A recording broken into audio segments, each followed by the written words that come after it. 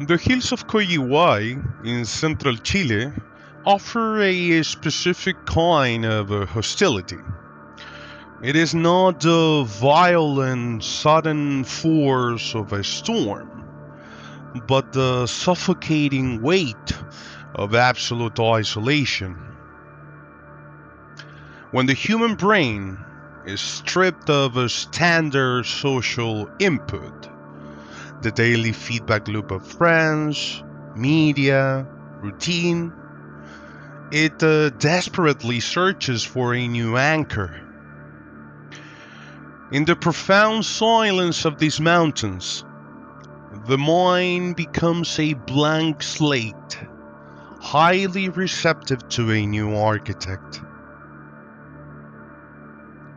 We are evolutionary conditioned to believe that radical psychological control only claims the uneducated or the vulnerable. That is a comforting myth. The subjects of this archive were not the disenfranchised. They were modern, highly educated professionals, architects, designers, and executives. Structure rational minds.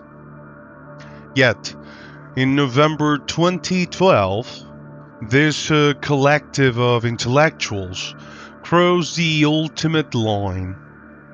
They took the life of a 3-day-old newborn, driven by the absolute detached conviction that they were fulfilling a greater apocalyptic purpose. To understand this anomaly, we must discard the mystical and examine the neurobiology of compliance. The group's leader, Ramon Castillo, did not possess a supernatural influence. He executed a methodical neurochemical hack. Consider the sunk cost fallacy on a biological level. Castillo's follower had invested their careers, their savings, and their personal identities into his doctrine. To admit they were wrong was not just an intellectual embarrassment, it was a threat to their existence. They were locked in a cognitive trap. To leave was to lose their reality. To stay was to surrender their humanity.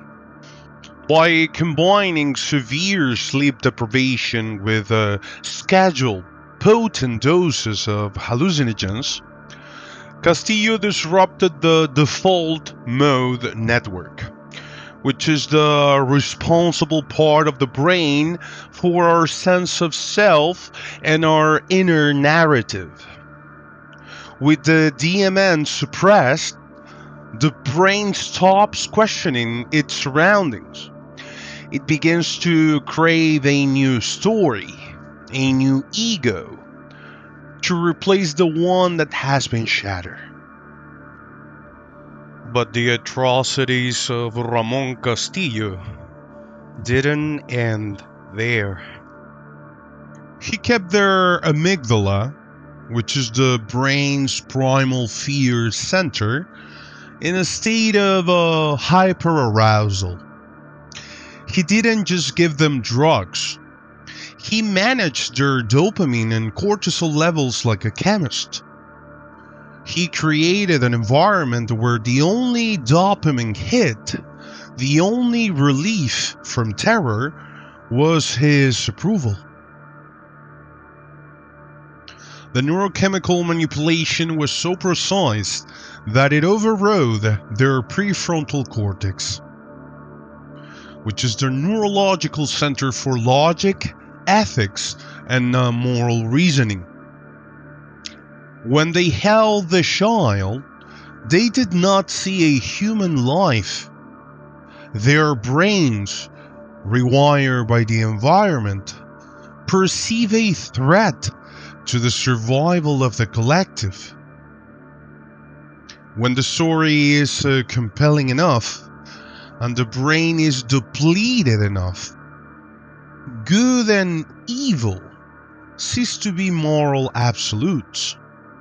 They become mere variables in an equation of survival. It was a textbook case of folie à plusieurs, a shared psychotic disorder induced not by magic, but by calculated systemic chemical coercion. This archive dismantles our most deeply held assumption that civilization is a permanent state of mind. It is not. Morality is a fragile, unstable construct. It is entirely dependent on a delicate neurochemical balance. Alter the chemistry, isolate the subject from the tribe, and the most sophisticated intellect can rapidly regress to the primal mechanics of the pack. The investigation in Coyihuay did not find monster. It found humans whose internal operating system had been overwritten by a predator. And that is the most terrifying realization of all. We are all only one neurochemical disruption away from the abyss. The case of Coyihuay is now closed.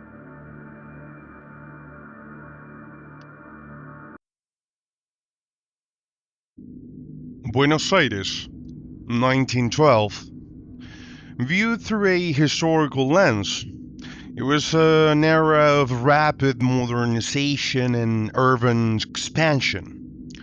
However, through a forensic lens, it was an environment of extreme demographic density and social fragmentation. In the early 20th century, the medical community lacked the tools to map the psychopathology of a developing mind. When we examine the case of Cayetano Santos Godino, though, we are not merely documenting a series of criminal acts. We are analyzing the moment when the biological architecture of a human being, what we now define as the prefrontal cortex, fails to establish the inhibitory connections necessary for social survival.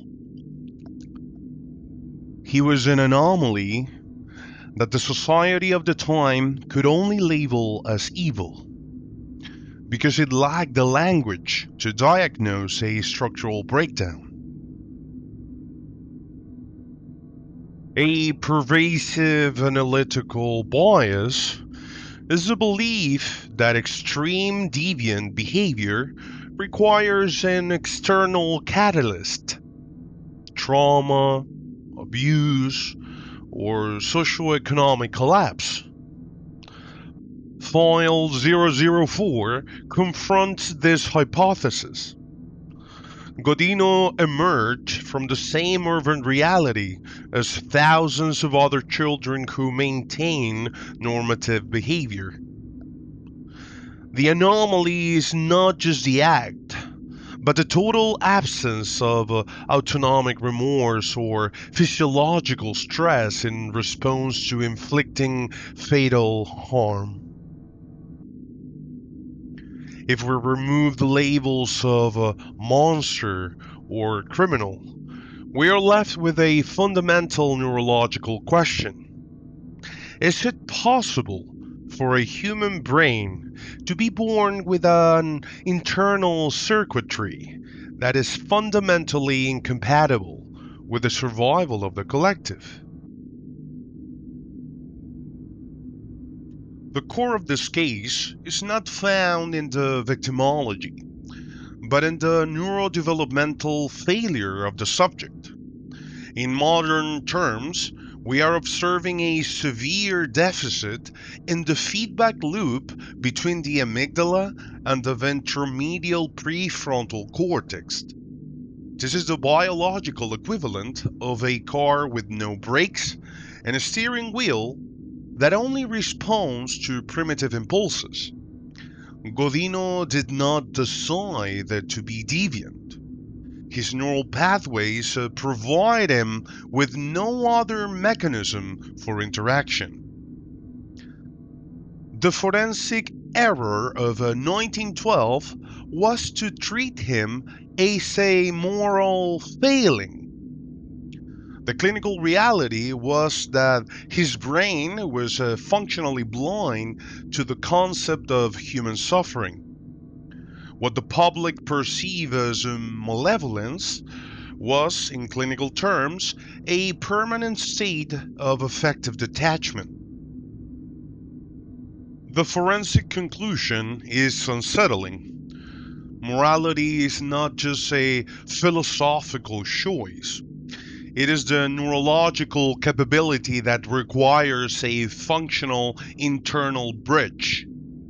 If the hardware of the brain is fundamentally disconnected, the software of human ethics cannot load.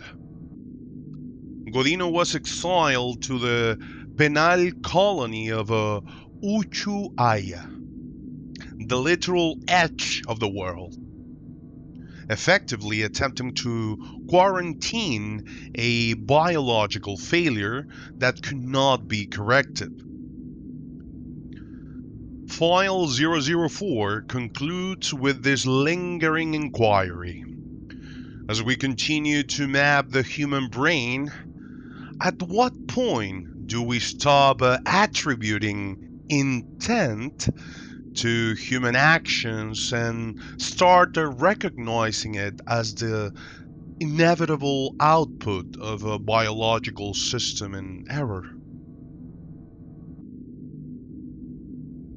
We like to think that monsters are born in the shadows, that they're fundamentally different from us, made of a different fabric, driven by a different darkness. But the case of Godino forces us to look at the mirror, the one that we try so hard to avoid. We look at his childhood, his environment, his brain, and we search for the exact moment where he stopped being one of us. But what if there is no such moment? What if the only difference between the person who inflicts harm and the person who observes it is simply the delicate, fragile alignment of a few chemical signs in the brain? It is terrifying to realize that we are all just a few synaptic failures away from losing the very things that make us human. Our empathy, our restraint, our conscience. We are not as far from the threshold as we like to believe. We are simply lucky that our bridge are still holding.